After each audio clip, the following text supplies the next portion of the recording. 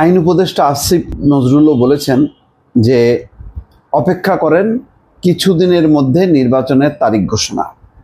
বোঝাই যাচ্ছিল পরিস্থিতি সেই দিকে উদ্ভব হয়েছে, পরিস্থিতি আরও জটিল হতে পারে সেই আশঙ্কায় প্রধান উপদেষ্টা এবং উপদেষ্টা মণ্ডলী হয়তো এটা চিন্তা করছেন যে নির্বাচনের পথে যাওয়াই ভালো, যথেষ্ট হয়েছে। এবং যেহেতু সংস্কারের অনেকগুলো বিষয় ঐক্যমত্য হয়েছে, এখন আর এই রাবার টেনে টেনে লম্বা করার কোনো দরকার নেই, এতে সরকার বিপদে পড়বে। ইতিমধ্যে বিপদে পড়েছে। যতক্ষণ না পর্যন্ত এইরকম একটা সুপ্রিম কোর্টের রেফারেন্স নিয়ে সরকার চালানো, এটা খুবই লম্বা হয়ে গেছে। 1 বছর সময় অনেক। এটা ডক্টর মোহাম্মদ ইউনূসের জন্য তার উপদেষ্টা পরিষদের অনেকে সম্মানিত মানুষ আছে, তারা তো আসলে পলিটিক্যালি ফেস করবে না। তাদের এখন এক্সিস্টিং যে পাওয়ার পলিটিক্সের যারা আছে, বিএনপি জামাত, তাদের সাথে সদ্ভাব রেখে নির্বাচনটা দিয়ে দেয়া এবং তারাই নির্বাচন করবে।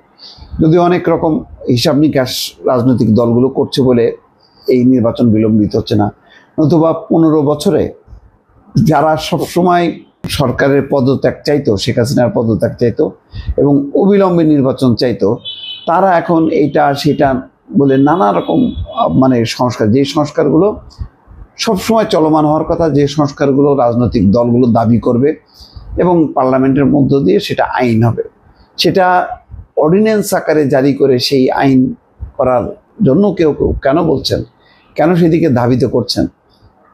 যেমন ডক্টর দেবপ্রিয় ভট্টাচার্য কালকেই দেখেন গুরুত্বপূর্ণ একটা কথা বলেছেন যে সব কিছু কাজের বৈধতা দেবে পরবর্তী সরকার, এটা মনে করার কোনো কারণ নেই।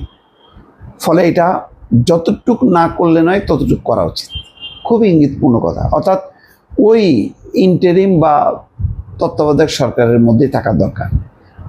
নিত্যদিনের কিছু কাজ পরিচালনা করা ছাড়া পলিসি লেভেলের কোনো কাজ না করে ভালোভাবে একটা নির্বাচন দিয়ে দেয়। এবং সেনাবাহিনী তো বলেছে যে তারা প্রস্তুত। তাহলে সেই নির্বাচনের জন্য, কারণ অনেক চ্যালেঞ্জিং, বিগত প্রশাসন পুলিশের যথেষ্ট রকম দুর্বলতা থাকার কারণে এখন এই পরিস্থিতি, অর্থাৎ যেই নির্বাচনের যে পরিস্থিতি, সেই পরিস্থিতি নেই। ফলে স্বাভাবিক নির্বাচনের যেহেতু পরিবেশ নেই, আর আগে এক ধরনের অটোক্র্যাটিক সিস্টেমের নির্বাচন হতো, এখন নতুনভাবে অর্থাৎ নিরপেক্ষ একটা নির্বাচন করা। ইতিমধ্যে অনেকগুলো শক্তি বিভিন্ন পয়েন্টে তারা সক্রিয় হয়েছে। কোথাও বিএনপি, কোথাও জামাত, কোথাও হয়তো এনসিপি, আমি এনসিপির বিষয়টা পরিষ্কার না। তো তারা এই যে আস্তে আস্তে তাদের জায়গাগুলো দখল করতেছে, তারা তাদের ক্ষেত্রগুলো মজবুত করতেছে। তো তার আগেই একটা নির্বাচনটা হয়ে যাওয়ার কথা দরকার, তা নাহলে সমস্যা আরও বাড়বে। যেটা ডক্টর দেবপ্রিয় ভট্টাচার্য শহরে কে মনে করেন সরকারের হয়তো এখন বোধোদয় হচ্ছে ভালো। এখন যদি তারা করেন তাহলে আমার ধারণা যে ইতিমধ্যে দেরি হয়ে গেছে, সুতরাং আর দেরি না করে নির্বাচনের পথে হাঁটা ভালো।